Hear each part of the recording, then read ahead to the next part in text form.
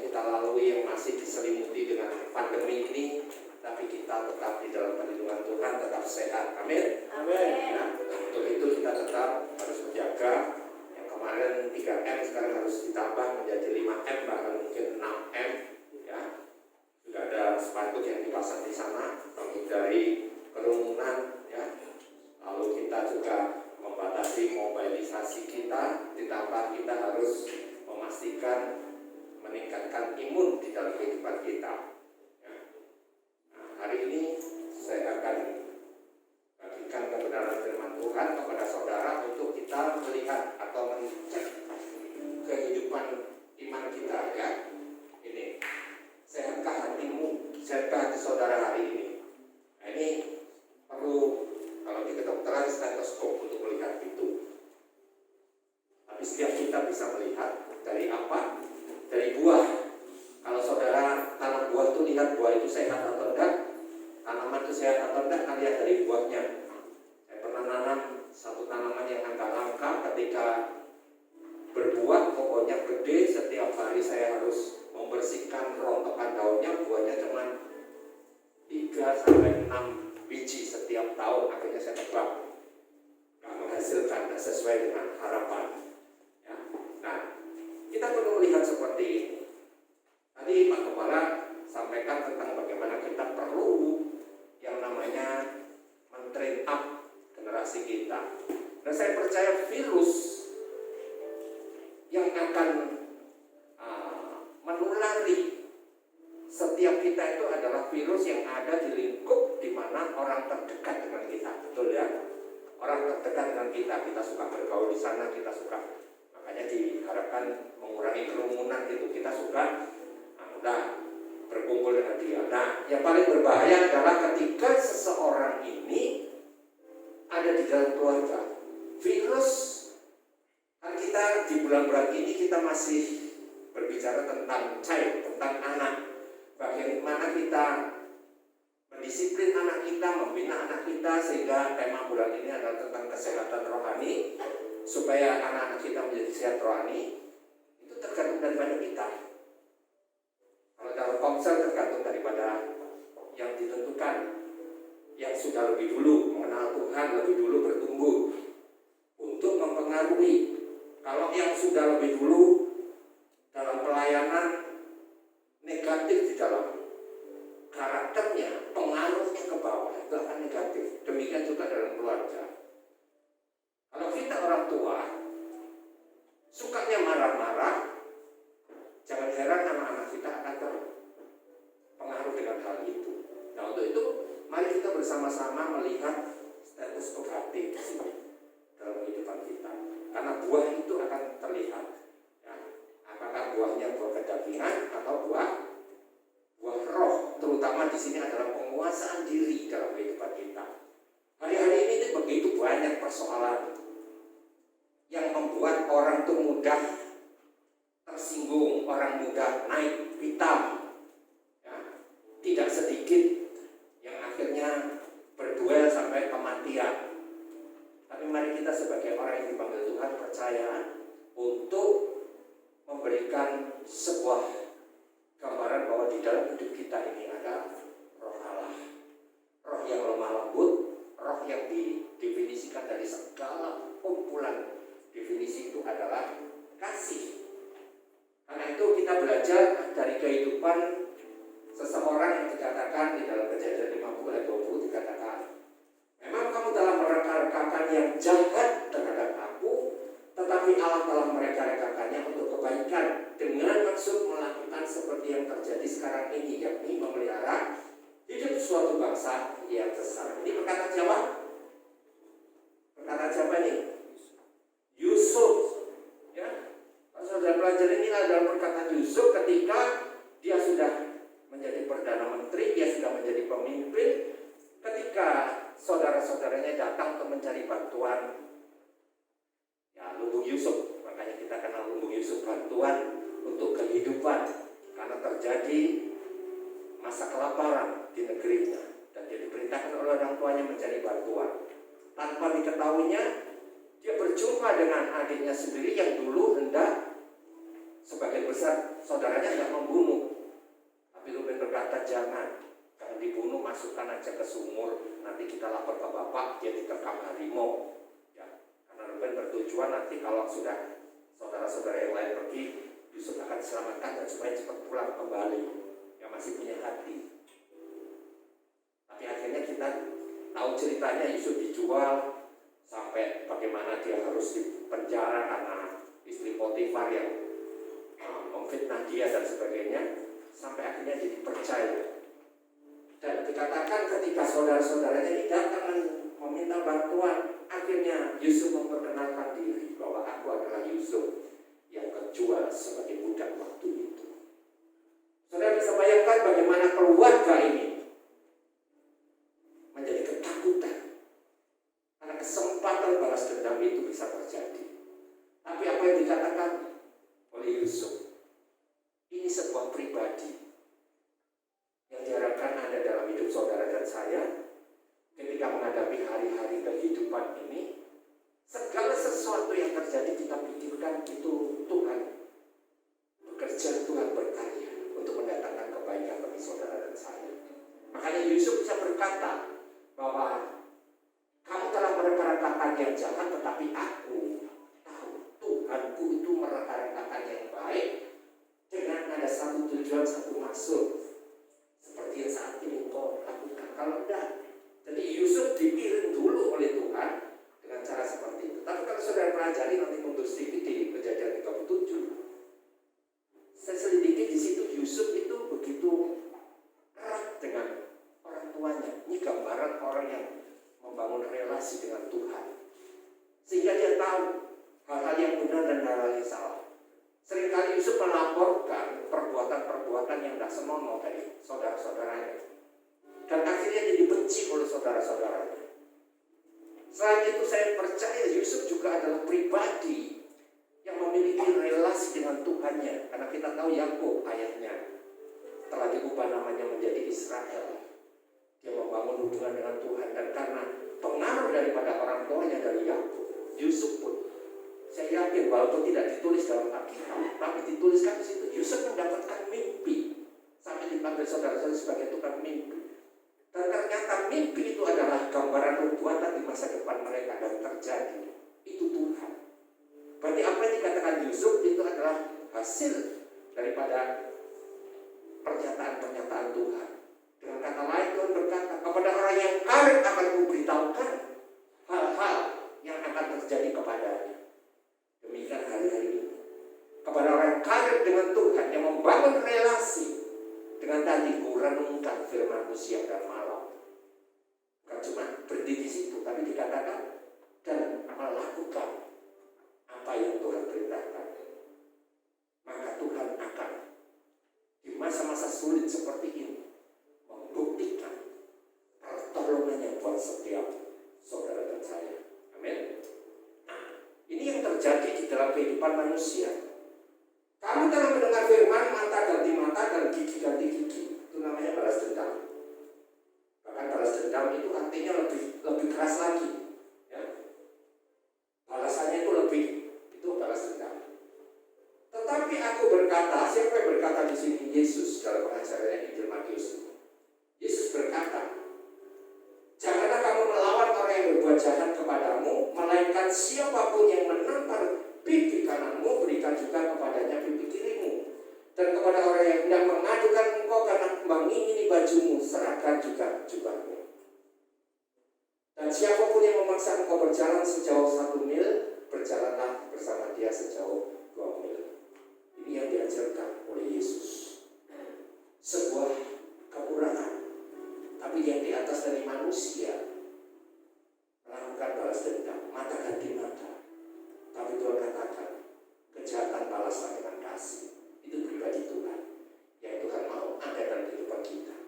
Kalau kita melakukan ini, secara otomatis anak-anak kita di rumah juga melihat hal itu. Dia akan mengalami seperti virus lah, mengalami sebuah perubahan seperti yang kita alami. Tapi kalau kita sakit, kalau kita menderita, kita uring-uringan, kita emosional, generasi kita akan menjadi hal seperti itu. Karena itu kita penting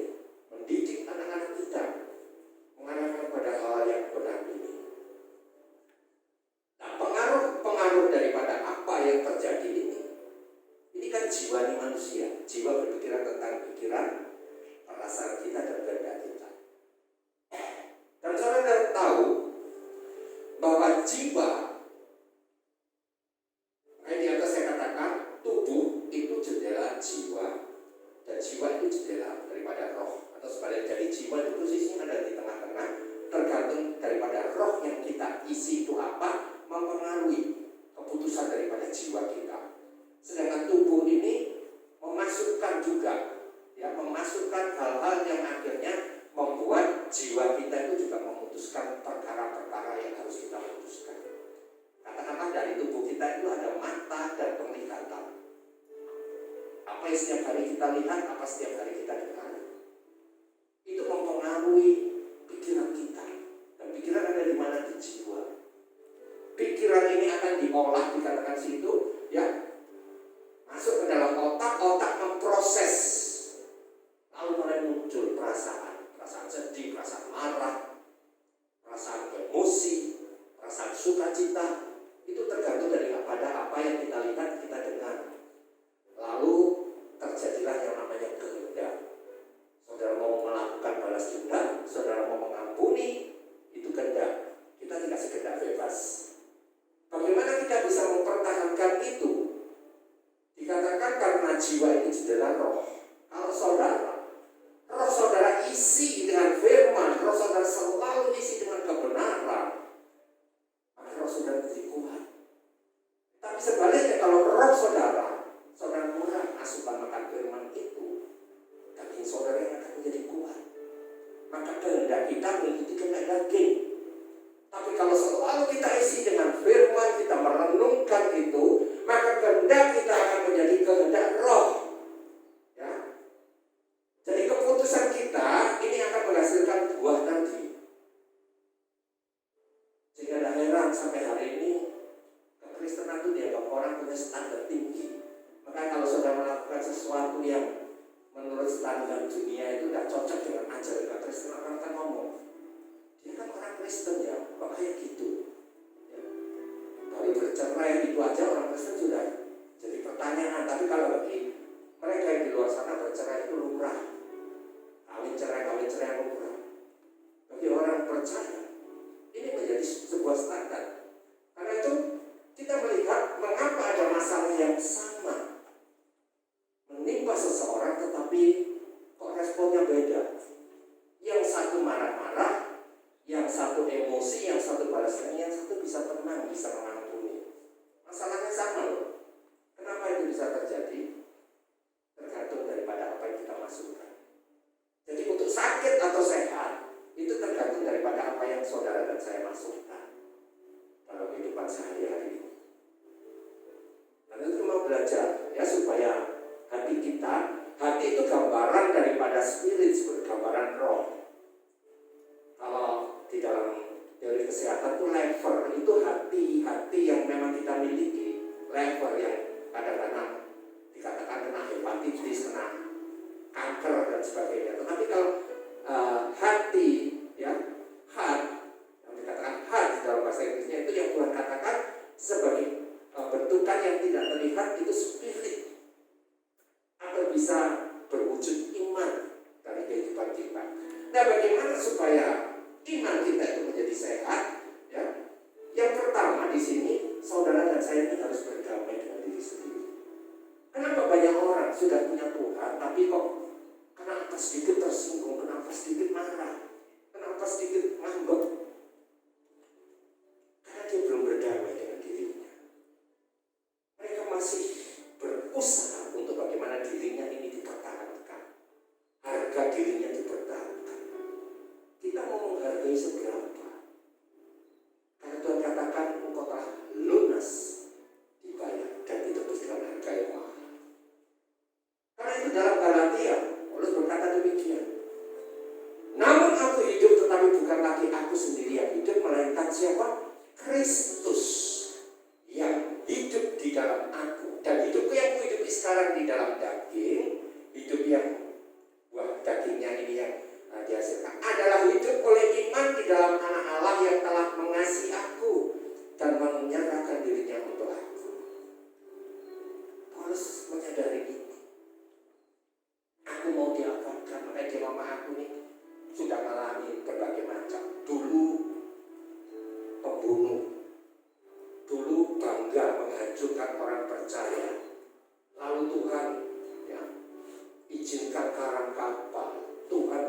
Tuhan terkatung-katung di tengah laut, Tuhan izinkan di penjara dan sebagainya. Tapi dia sadar sekarang begitu pengenalannya akan Tuhan, hidup yang dihidupi adalah hidup oleh iman. Karena itu saya berkata kepada saudara dan juga diri saya sendiri, hargai Roh Kudus yang ada dalam hidup kita. Begitu saudara percaya, saudara lari kemana Roh Kudus itu tinggal dan ada dalam hidup kita. Amin. Masalah yang terjadi adalah kenapa kita seperti orang yang tidak pernah merasakan Tuhan. Karena aktivasi Roh Kudus dalam hidup kita tidak kita aktifkan. Saudara tahu Roh Kudus itu menunggu. Roh Kudus tidak pernah memaksa. Roh Kudus adalah roh yang lemah lembut, yang memberikan kebebasan sampai kita sendiri sadar. Masalahnya banyak orang tuh sadar sampai firman Tuhan katakan seperti keluar dari perapi yang hangus. Sadarnya itu sadar hangus. Saudara ibu-ibu yang pernah masak kan, ya, kalau saya masak hangus itu kan sadarnya apa? Ada bau gosong, sudah hangus.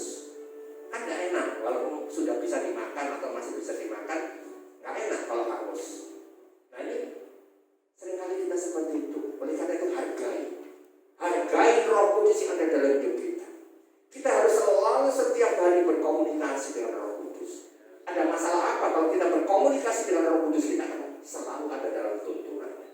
Ketika kita mau melonjak tinggi di tengah-tengah kondisi kita pun banyak masalah, seperti dicari-cari persoalan sama orang di jalan aja udah ruwet, macet, kepanasan, emosi kita mau naik. Tapi kalau sudah komunikasi dengan Roh Kudus, Tuhan akan meredam. Roh Kudus akan memberikan penguasaan diri terhadap itu, sehingga kita tidak mencari masalah. Saya pernah jalan saja, ya, saya ngebel gitu. Begitu saya nyalip, karena orang ini kayak nyari sesuatu gitu loh, nyari jalan, toleh. Nah, untuk saya bisa menyalip dia kan saya harus bunyikan klakson supaya tidak sampai dia meleng gitu maksud saya. Begitu saya salib, dia berteriak, duluan Pak, kantin. Loh, lah memang klaksonnya mobil kan kantin. Kalau klonek kan klaksonnya damkar gitu ya, klonek. Kalau itu ambulan. Nah memang tadi marah dia. Loh saya itu tidak melakukan apa, saya marah. Coba kalau kita masa aku sudah benar kok begitu, terus kita tanggapi. Itu kata Pak Arifin, dua-duanya gila. Orang tidak akan bertengkar kalau tidak dua-duanya gila.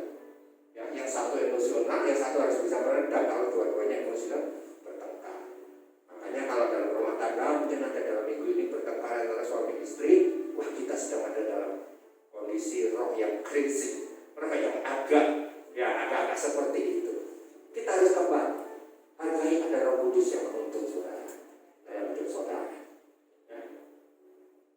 Anda orang yang pimpin Roh Kudus adalah mensyukuri segala sesuatu yang ada dalam hidupnya. Tuhan mau diizinkan ini, tapi bersyukur. Karena rasa syukur itu akan mendatangkan berkat sendiri dalam hidup saudara dan saya. Saudara mau diapakan oleh orang kalau saudara ucapkan rasa syukur, saudara akan menerima. Jangan pernah berpikir membalas kepada orang yang berlaku jahat dalam saudara. Karena firman sudah ajarkan kita, pembalasan biarlah itu hak Tuhan. Tapi jangan, ya Tuhan, pembalasan memang hak Tuhan, karena aku berdoa Tuhan. Mudah-mudahan aku menjawab Tuhan, ada petir yang disandar petir. Bukan itu Tuhan.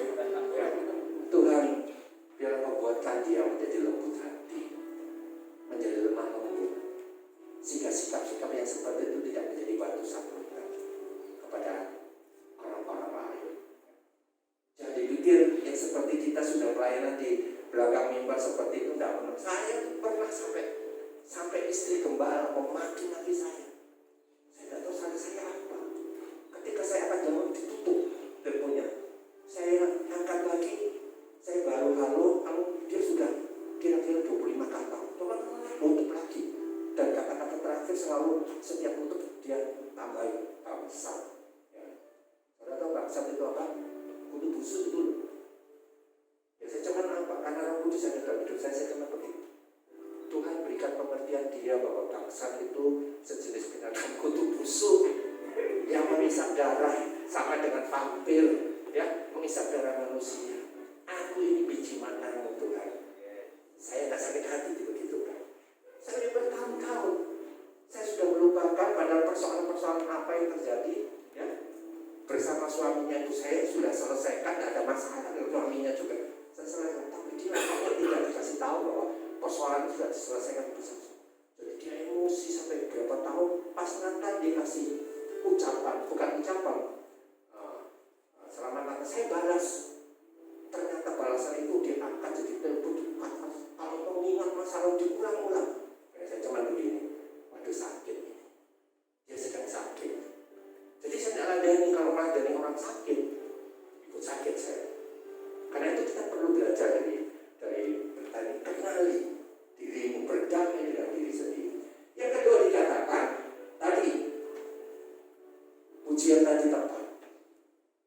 Kurenungkan firman-Mu siang dan malam. Ini asupan yang harus ada di dalam kehidupan kita, yaitu asupan yang bermanfaat. Kan hari-hari ini kan begitu banyak. Kalau saudara buka di Google, berita yang macam-macam, berita yang benar mana? Sampai kapan hari itu udah beredar kemana-mana. Yusuf Roni meninggal. Begitu cepatnya berita itu. Ternyata itu hoax. Ada berita apapun, kita perlu mencermati. Belum tentu. Cari kepada sumber yang benar. Jadi membaca firman, merenungkan, itu maksud merenungkan apa? Seperti kita makan itu diperas, diambil sari-sarinya. Itu yang disebut sebagai rema. Ketika saudara membaca firman itu kan logos. Firman yang tertulis ini saudara baca, tapi kan ada intinya apa? Itu menjadi rema. Setelah itu saudara peras, saudara simpan dalam hatimu. Itu akan diperlukan tatkala persoalan datang kepadamu. Firman itu seperti di dalam Yesaya dikatakan, tidak akan kembali kepadamu dengan sia-sia, tapi ia akan melaksanakan apa yang kukehendaki dan akan berhasil dalam apa yang kusuruhkan kepadanya. Amin. Ketika saudara cerna firman itu menjadi rema dalam hidupmu dan tersimpan. Jadi rema itu kan seperti kalau ada cerita begini, kesimpulannya gitu. Kesimpulannya, oh Tuhan suruh mengampuni. Itu saudara simpan. Ketika saudara punya persoalan, dikatakan firman Tuhan, ia akan melaksanakan, ia di sini adalah rema itu, akan melaksanakan apa yang Tuhan kehendaki dan akan berhasil dalam apa yang disuruhkan oleh Roh Kudus. Sehingga akhirnya saudara dalam kondisi ini kok bisa mengampuni, dalam kondisi ini kok bisa sabar, karena ada rema yang kau simpan dalam hatimu, karena asupan-asupan yang kau beli, yang kau tambahkan di dalam tadi, ya, roh itu adalah asupan yang benar. Karena dalam kehidupan kita kan ada dua roh juga. Ada roh iblis yang membuat kekhawatiran, membuat ketakutan, membuat kecemasan, membuat kehilangan pengharapan. Tapi ketika kita baca firman itu menguatkan kita. Masuk, bangkit, alami Tuhan, maka kita akan kembali kuat. Karena itu memang hidup ini kan kita masih daging, tidak bisa kita hapuskan itu semua, tapi biarlah roh kita semakin kuat dengan asupan-asupan yang kita isi. Karena hari-hari ini begitu banyak berita yang mengkhawatirkan. Nah, masalah vaksin aja bingung semua, yang benar yang mana, yang boleh yang mana. Ya. Karena dari Pak Terawan sendiri digodok dari sana dan sini. Orang tidak melihat hal yang terbaik itu apa sih? Kalau dia berhasil melakukan ini, ayo mestinya lagi didukung bersama-sama. Kalau memang ini bisa mengangkat harkat martabat dari bangsa ini di luar mata orang-orang luar Indonesia, punya sebuah kepercayaan dari dunia luar, harusnya didukung. Tapi saya yakin ini sedang digoncangkan semua. Dan saya percaya Dr. Terawan adalah juga seorang yang percaya kepada Tuhan. Dia tahu bahwa segala sesuatu itu terjadi untuk semakin viralnya dia di mana-mana, ya, untuk membuktikan bahwa kuasa Tuhan itu tidak bisa dibatasi oleh tangan-tangan jahat. Kalau Tuhan sudah membuka, tidak ada seorang pun yang sanggup menutup. Amin. Jadi percayakan hal itu. Beri asupan, ya. Jangan cuma hari Minggu, hari-hari hidupmu. remaja, buat sebuah keluarga, renungkan firman, kasih pesan kepada anak-anak kita, kepada keluarga kita. Supaya apa?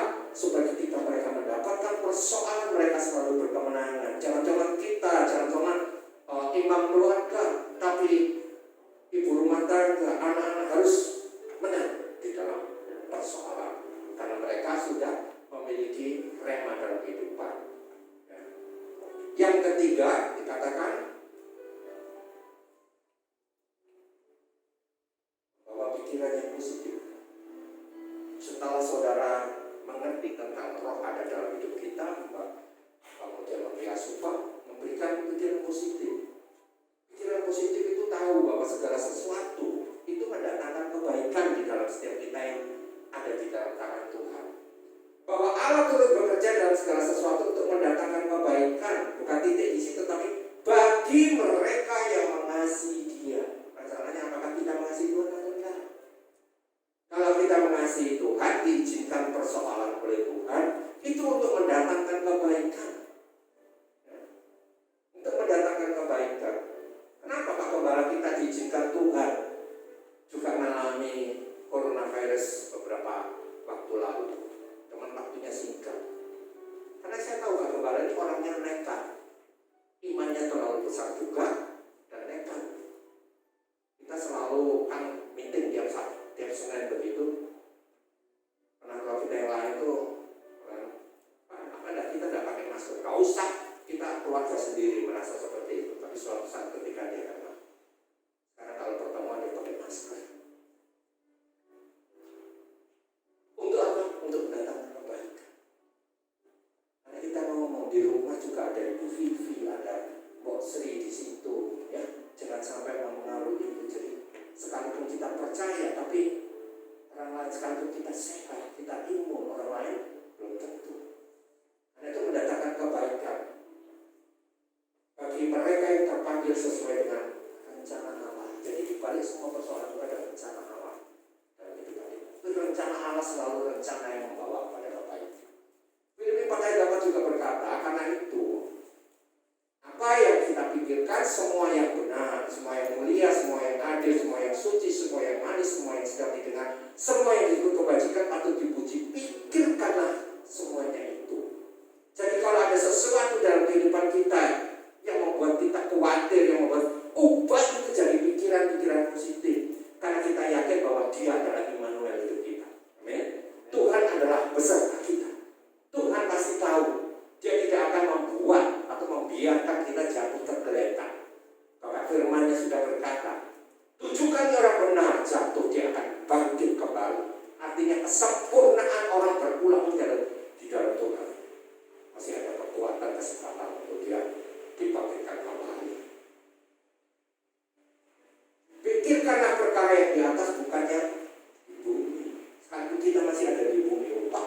Masih ada di bumi, kita itu masih begini ya. Layak kita khawatir, layak kita takut. Khawatir dan takut itu manusiawi, tapi dikatakan Tuhan tidak pernah memberikan ketakutan. Karena itu harus kita rubah. Tuhan ini aku ketakutan, harus dirubah menjadi kekhawatiran. Karena sudah tahu bahwa ada intimidasi iblis dalam pikiran kita yang kadang-kadang membuat kita sangat takut. Suatu saat saya akan operasi, masuk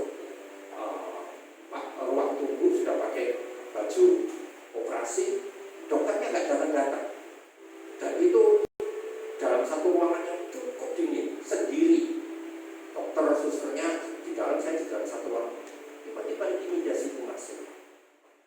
Saya itu kebiasaan suka mabuk kendaraan. Kalau minum antimu itu 1/4 surat, bagi yang pernah minum antimu kecil itu cuma 1/4. Ada orang yang nggak tahan, nggak mempan. Kalau nggak 2 atau 4 butir, saya itu 1/4 Thailand sampai sehari saya. Lalu tiba-tiba intimidasi itu bisa masuk menghubungkan dengan kebiasaan. Kalau saya bepergian, dia ngomong, kamu aja minum antimu ini. Nanti kalau dokter itu kan biasanya ukuran berat dan umur untuk anestesinya itu, untuk untuk bius itu standarnya kan itu. Dan kamu orang yang begitu peka, baru sedikit aja detail, bisa-bisa kamu mati di bius dengan kanker. Loh kok bisa seperti itu? Pikiranku masuk ke situ. Makanya di ruang dingin itu saya makin gemeter. Ya, ada seperti ketakutan. saya ingat, ini bukan dari Tuhan, ini bukan Tuhan, bisikan Tuhan, ini bisikan iblis. Saya tangkap di ruangan itu, saya katakan tidak. Bersama Tuhan, Tuhan punya rencana buat kehidupan saya.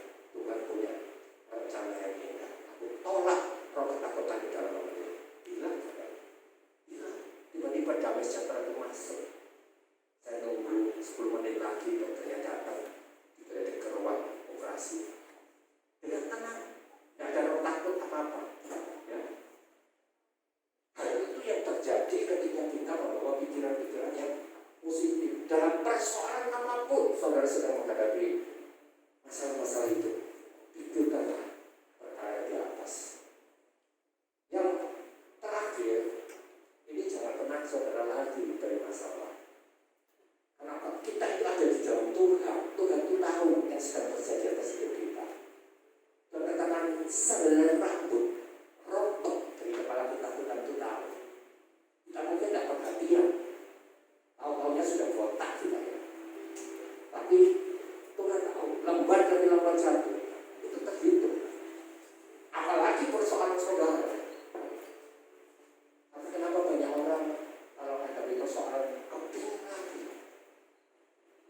Yusuf ini tidak lari dari masalah, dia berhadapan dengan persoalan. Dia harus terpisah dengan bapak yang dikasihnya puluhan tahun, ya, sampai bapaknya aku memang sudah mati.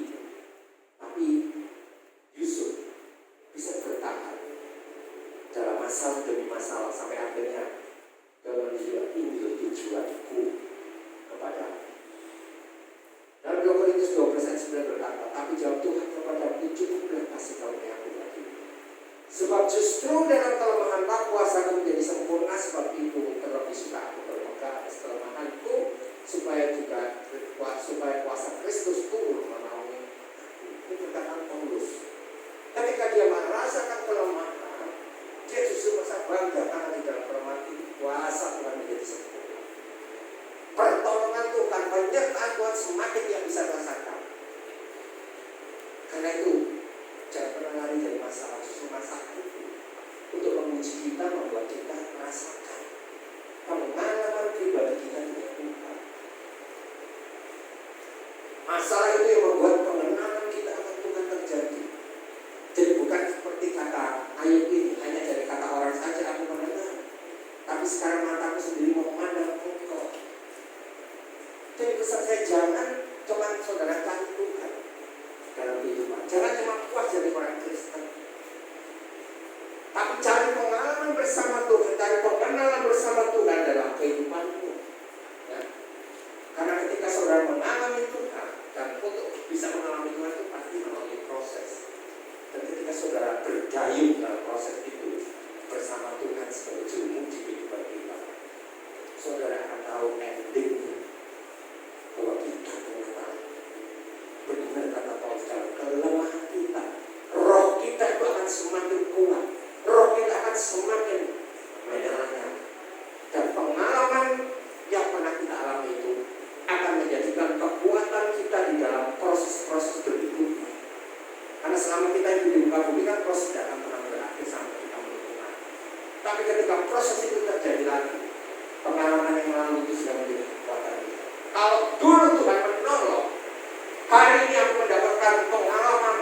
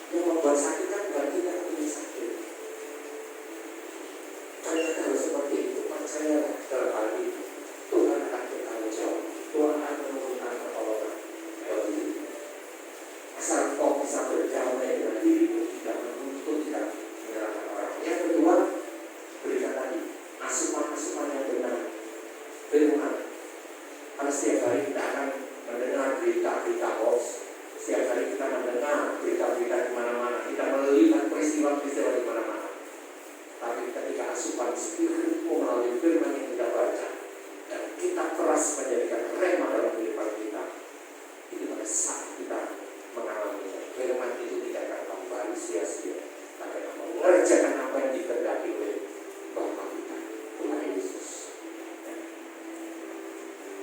Dan bahwa segala sesuatu yang kita hadapi, kalau kelihatannya ini hal yang negatif, saudara ubah menjadi pikiran yang positif. Pikiran yang positif adalah pikiran yang di atas tadi. Apa yang manis dengan apa yang baik, pikirkanlah itu adalah supaya engkau terpelihara dalam iman. Dan yang terakhir, jangan pernah saudara dan saya berlari dari masalah. Hadapi masalah bersama Tuhan, maka engkau akan melihat bahwa kuasa Tuhan itu sempurna nyata di dalam setiap kebutuhan kita. Hadapi masalah bersama Tuhan, karena tidak ada masalah yang tidak bisa terselesaikan. Nyanyian Priscil atau siapa itu yang badai pasti berlalu, itu sudah badai saudara, kehidupan apa, entah ekonomi hari-hari ini, entah kesehatan hari-hari ini, Tuhan katakan itu pasti berlalu. Tapi hadapi itu supaya saudara punya pengalaman bersama Tuhan. Saya tutup ayat ini, Roma 8 ayat 13-14. Sebab jika kamu hidup menurut daging, kamu akan mati. Tetapi jika oleh Roh kamu mematikan perbuatan-perbuatan tubuhmu, perbuatan daging kita. Jadi kalau hidup oleh Roh, kita akan mematikan perbuatan daging kita. Tapi sebenarnya kalau yang kita isi itu spiritnya itu, rohnya yang kita isi adalah perbuatan dunia. Jadi kita mati, mematikan daging kita. Takut keluarga itu betul-betul akan menurunkan imun, dan akhirnya kita benar-benar sakit. Ya. Semua orang yang dipimpin Roh Allah adalah anak Allah. Jadi kalau kita cuma ngaku-ngaku anak Allah, tapi kita tidak mau dipimpin oleh Roh Allah, itu cuma di bibir. Yang Tuhan mau adalah tadi sikap di dalam hati kita. Makanya temanya tadi kan saya kasih gambaran stetoskop hati. Bagaimana kita menyelidiki hati kita. Kiranya berkat ini menjadi kekuatan dari hidup kita semua, dan kita selalu berkemenangan. Itu saya harapkan menghadapi hari-hari seperti ini. Apapun yang terjadi, Tuhan tahu, karena kita adalah biji matanya. Dan Tuhan tidak akan pernah mengizinkan biji matanya sampai sakit, artinya sampai mengalami luka. Tuhan selalu merawat, memperhatikan biji mata itu. Hari-hari ini kita sedang diizinkan Tuhan mengenal persoalan kedagingan kita. Tuhan sanggup mengubah air mata dan berubah menjadi berkat. Karena Tuhan sudah berkata dalam doa, ketika air matamu ditampung dalam kirbatnya, mungkin jawaban belum penuh karena kirbat Tuhan, kirbat ukuran air mata kita belum terpenuhi. Tapi ketika ditampung sudah terlalu penuh, Tuhan akan dicurahkan, ditumpahkan kepada kita menjadi berkat air mata kita. Makanya ada ujian dikatakan, ya, air mata juga menjadi permata oleh Tuhan bagi setiap orang yang mengasihi. Tuhan memberkati. Kita berdoa sebelum saya serahkan kepada hamba-Nya yang akan melakukan bersama mengutus. Tuhan, kuduskan firman-Mu ini supaya setiap apa yang hamba sampaikan tidak berhenti di sini, tetapi terus mengajarkan sesuai dengan perkataan firman. Supaya setiap umat-Mu di tempat ini tidak satu pun Tuhan kalah dengan proses kehidupan ini. Tapi sebagai milik kepunyaan Tuhan, kami memiliki otoritas kuasa. Firman yang kami perkatakan, firman yang kami lakukan, firman itu akan membuat kami menjadi kuat, dan penyelesaian datang daripada Tuhan sendiri untuk setiap persoalan kami. Kami berdoa untuk hamba-Mu di tempat ini, baik untuk Pak Teguh maupun seluruh tim jajaran pelayan tempat ini sampai seluruh jemaat yang ada. Biar mereka terlindungi selalu dalam kondisi sehat dan terpelihara sempurna di dalam kasih setia Tuhan yang tidak pernah bersudahan. Terima kasih Bapa, isi hati-Mu sudah Hamba sampaikan, urapi kami semua, dan kalau ada salah kata yang kami sampaikan, biar Tuhan yang menyempurnakan, karena hamba tidak menjadi manusia yang sempurna, punya banyak kekurangan. Ampuni kami semua, menteraikan firman ini dengan otoritas yang kudus daripada di dalam nama Yesus. Amin. Mari Bapak Ibu, mari siapkan masing-masing Pak semuanya.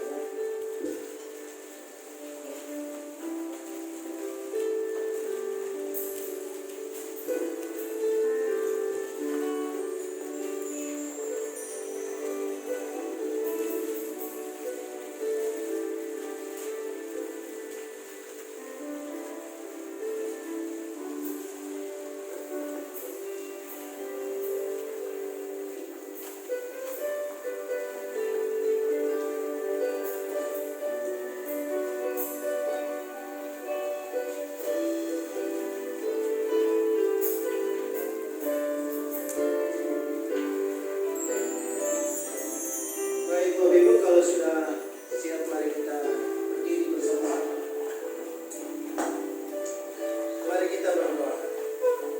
Bapa dalam surga, terima kasih kami mengucap syukur kepada Tuhan Allah yang tidak bosan-bosan menyirami, menguatkan, membangunkan kami dengan kebenaran firman-Mu lewat hamba-Mu Pendeta Antonio Wijaya yang sudah Tuhan pakai menjadi penyambung lidah Tuhan pagi hari ini.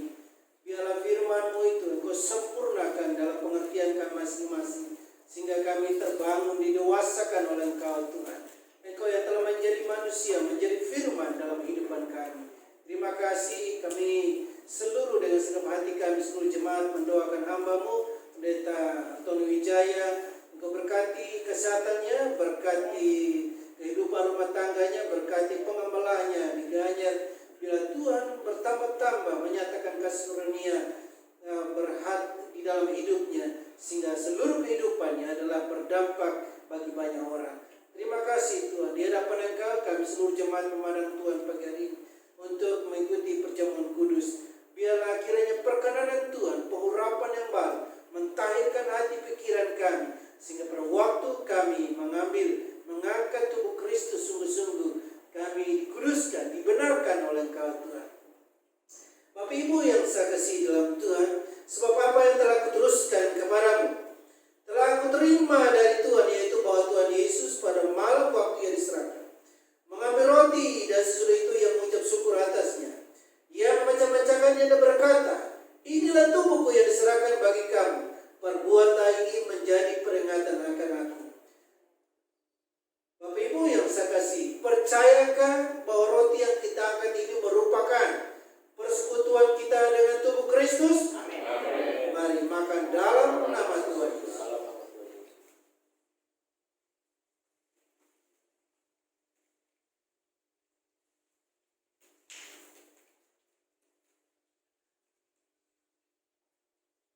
Dia telah menjadi firman yang hidup, yang bergerak, yang menghidupkan saudara dan saya, yang disertai dengan kuasa dan rohnya, darahnya telah menguduskan kita. Apa yang telah dikerjakan di kayu salib 2000 tahun yang lalu membawa kita berani menghadap Bapa di sorga, karena kita memiliki status yang baru.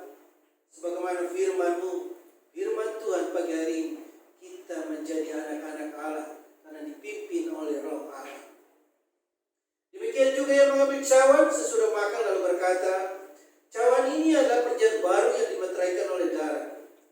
Perbuat ini setiap kali kamu minumnya menjadi peringatan aku. Bapak Ibu yang saya kasih dalam Tuhan, anggur yang kita angkat ini, percayakah ini merupakan persekutuan kita dengan darah Kristus? Amin. Mari minum dalam nama Tuhan Yesus. Mari angkat suara kita menyembah Tuhan. Terima kasih Yesus. Terima kasih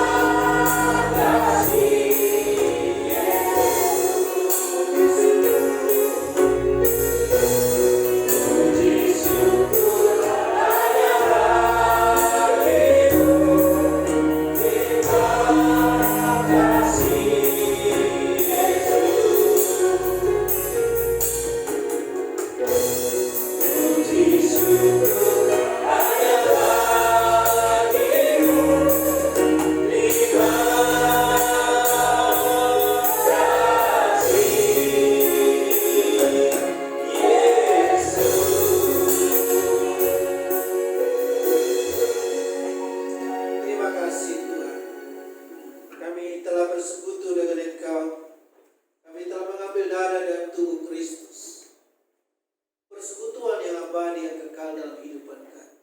Ikatan perjanjian yang tidak terpatahkan oleh kami waktu. Biarlah apa yang kami lakukan sungguh-sungguh menjadi ikrar hidup kami kepada Tuhan, bahwa kami akan hidup day by day, hari demi hari dalam persekutuan dengan Engkau Tuhan. Jika ada rongrongan dan kuasa kegelapan, kuatkanlah kami Tuhan, supaya kami berjalan dalam firman-Mu Tuhan. Terima kasih, kami mengucap syukur di dalam nama Tuhan Yesus Kristus. Haleluya. Amin. Baik, Bapak Ibu, kita akan buat persembahan sekaligus kita akan berdoa untuk bangsa negara kita. Bapa kami dalam surga yang kami kenal di dalam nama Tuhan Yesus, kami ucap syukur Tuhan atas segala firman-Mu dan kesempatan yang sudah Kau berikan pada siang hari ini. Dengan kiranya kami semakin mengasihi Kau lebih lagi.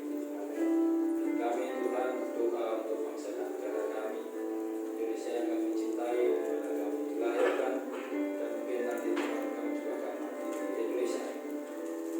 Berkatilah bangsa kami Tuhan, berkatilah pemimpin kami, Bapak Presiden kami, Pak Jokowi dan wakilnya Bapak Maruf Amin Tuhan. Untuk doa negeri ini Tuhan semakin maju, semakin makmur dan